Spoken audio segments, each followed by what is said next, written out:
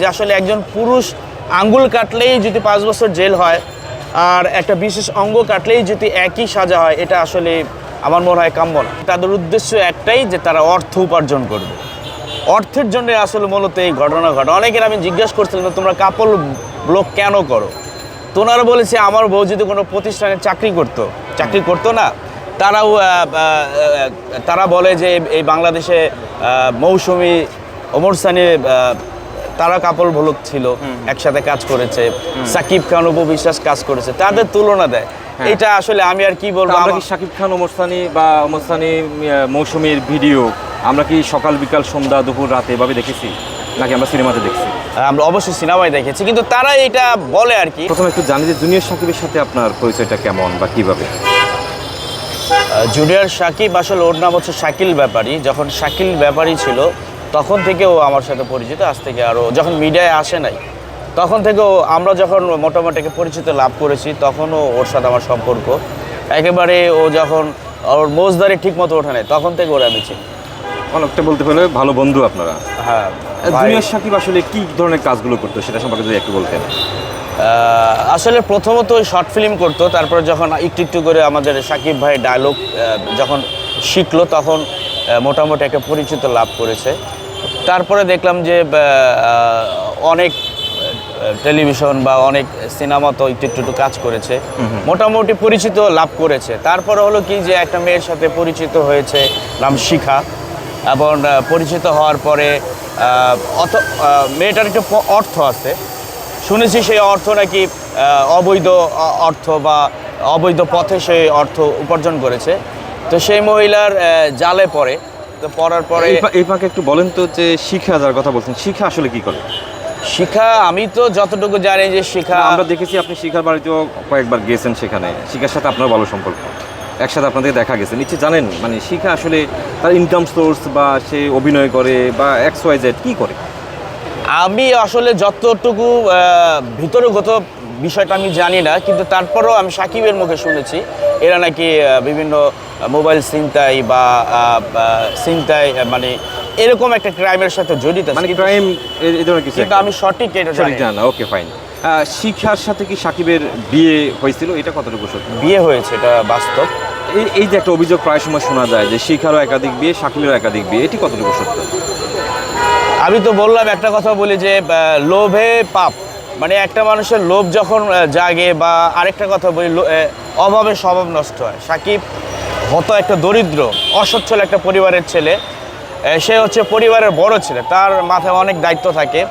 যখন দেখা গেল যে পরিবারকে টাকা দিতে হয় বা সোশ্যাল মিডিয়া থেকে সেই ধরনের ইনকাম আসে না, তখন যদি কেউ লোভ দেখায় যে আমি তোমাকে লাখ লাখ টাকা দিব, তোমারে বড়লোক বানিয়ে দিব, তুমি আমার পাশে থাকো, ক্যামেরা কিনে দিব, একসাথে কাজ করি, আসলে সেই ফাঁদেই পড়েছিল। গুড। আমরা প্রায় সময় দেখেছি যে সাকিব এবং শিখার মধ্যে নানান সময় ঝগড়া বিবাদ হতো। এখানেও আমরা অসংখ্যবার সাকিবকেও আসতে দেখেছি, শিখাকেও আসতে দেখলাম, তাদের বাসায় ঝগড়া বিবাদ দেখেছি, আপনারা গিয়ে সমাধান করতেও দেখেছি। এত কিছুর পরেও আবার লাস্ট একটা দেখলাম যে শিখার করা মামলায় সাকিব জেলে গেল, আবার শিখা তাকে বের করে নিয়েও আসলো, আবার দেখলাম দুজন একসাথে কাজও করতেছে। এর মধ্যে এই ধরনের একটা ঘটনা আসলে কেন ঘটলো?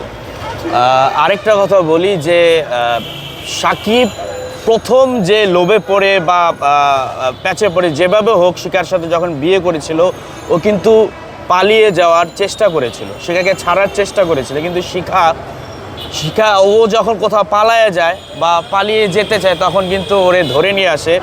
আরেক হচ্ছে ওর বাবা মার যেহেতু বাড়ি চিনে, আর মাদারীপুর বাড়ি, সেই বাড়িতে গিয়ে ওর বাবারে অ্যারেস্ট করায় পুলিশ। যখন একটা বাবাকে যখন মারধর করে বা জেলে রাখে, তখন সন্তান হিসাবে সে কখনই দূরে থাকতে পারে না। তো সেই কারণে অনেক সময় কি যে ইচ্ছে করেও এখন ঝামেলায় পড়ে গেছে, এই কারণে অনেক সময় শিখার সাথে মানে বাধ্য হয়ে আবার আসতো। বাধ্য হয়ে। জুনিয়র মিশা, আপনার কাছে একেবারে সরাসরি প্রশ্নটা আসি, সর্বশেষ যে ঘটনাটা ঘটলো এটির আসলে কারণ কি আপনি জানতে পারছেন, কি জন্য এমন একটা ঘটনা ঘটলো?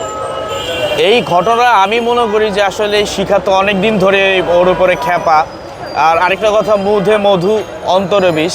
এখন মুখে আমরা যখন গেছি হাসি মুখে কথা বলে, এখন ভিতরে ভিতরে অথবা একটা ক্ষোভ জাগতে পারে যে আমি অনেক চেষ্টা করলাম ওরে রাখার জন্য, অর্থ খরচ করলাম বা তাকে অনেক আর পুলিশ হামলা মামলা দিলাম, তারপরেও থাকে না। তো আরেকটা কথা বলি, আমি একবার জিজ্ঞেস করেছিলাম যে তুমি সাকিবরে ছেড়ে দিবা কত টাকা হলে, তুমি 5 লক্ষ টাকা তোমার দেনমোহর সেটা দিলে ছেড়ে দেবা? তো শিখা আমারে বলছিল, আমার একটা ভিডিও তো আছে, যে আমি 5 লক্ষ কেন, 100 কোটি টাকা দিলেও আমি তাকে ছাড়বো না, প্রয়োজনে তার হাড্ডি খাবো, মাংস খাবো, তারপরে তাকে শেষ করে আমি জেলে যাব। এটাই কিন্তু ঘটলো আসলে।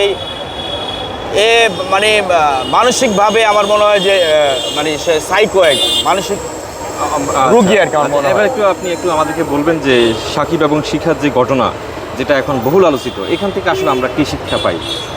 এখান থেকে আমরা আসলে পুরুষ আর নারী কাউকে আমি ভালো বলবো না, খারাপ ভালো মিলিয়ে যারা আসলে, যেসব ছেলেরা অর্থের লোভে মেয়েদের, এই ধরনের মেয়েদের প্যাচে পড়ে, তাদের কিন্তু এমন ঘটনা ঘটতে পারে। আবার অনেক মেয়েরাও আছে যারা আসলে, যাদের 22-23 বছর, যারা নাকি 60-70 বছর পুরুষদের বিয়ে করে অর্থের লোভেই আসলে। কিন্তু আমরা দেখলাম যে ধরেন সাকিব ছেলেটার বয়স 22-23 বছর, সে 40 বছর একটা মেয়ের বিয়ে করে ফেসে গেছে, কিন্তু 15-16 বছরের একটা মেয়ে কিন্তু 80 বছরের বৃদ্ধকে বিয়ে করে কিন্তু ফাঁসে নাই। তাহলে এটা বলতেছে এখান থেকে শিক্ষা নেওয়া উচিত, যেসব ছেলেরা আসলে মেয়েদের টাকার লোভে পড়ে এই ধরনের ঘটনা ঘটে, তার থেকে যেন বিরত থাকে। শিক্ষা এখন কোথায়?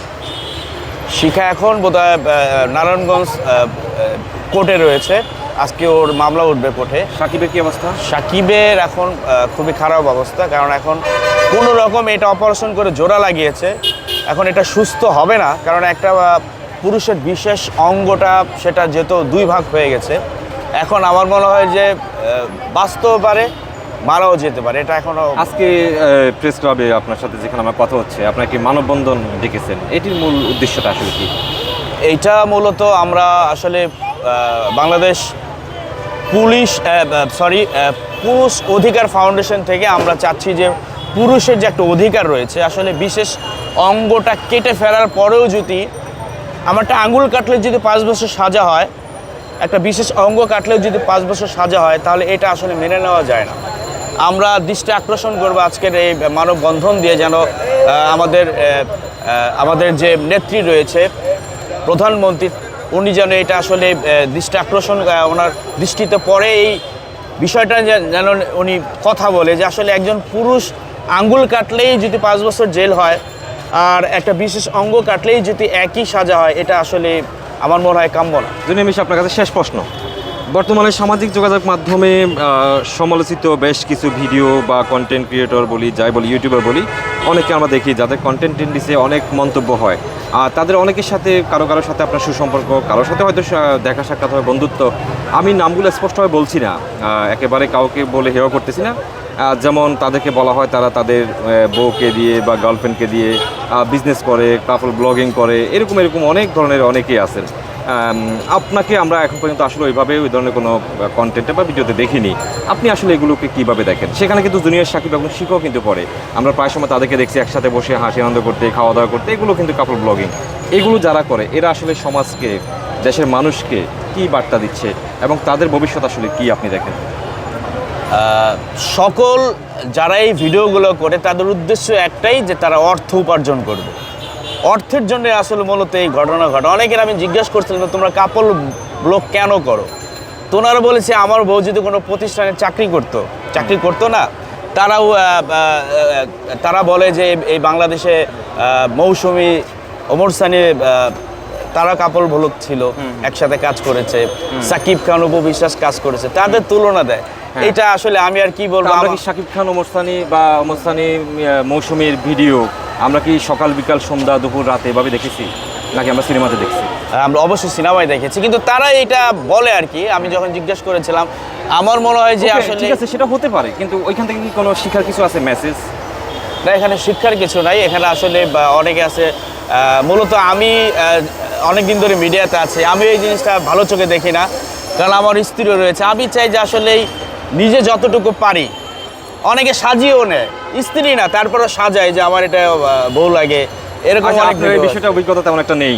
শেষে একটু দর্শকদেরকে বলবেন যে জুনিয়র সাকিবের চিকিৎসা ব্যয় নিয়ে আমরা বেশ কিছু ভিডিও হতে দেখেছি, এর মধ্যে অনেকের কাছে আর্থিক সহায়তা চাচ্ছে, এটি আসলে কিভাবে চলতেছে, এখন কি অবস্থা? এখন যে চিকিৎসাধীন রয়েছে এটার আসলে মূলত ফেসবুক কন্টেন্ট ক্রিয়েটার যারা ফেসবুকে ভিডিও ছেড়েছে তাদের অর্থ দিয়েই কিন্তু এখন চলছে। বললাম একটা গরিব ছেলে, সে সংসারের বড় ছেলে, এখন অনেক দেশ বিদেশ থেকে প্রবাস থেকে ওকে অর্থ দান করছে, সেই টাকা দিয়ে এখন মোটামুটি চিকিৎসা হচ্ছে।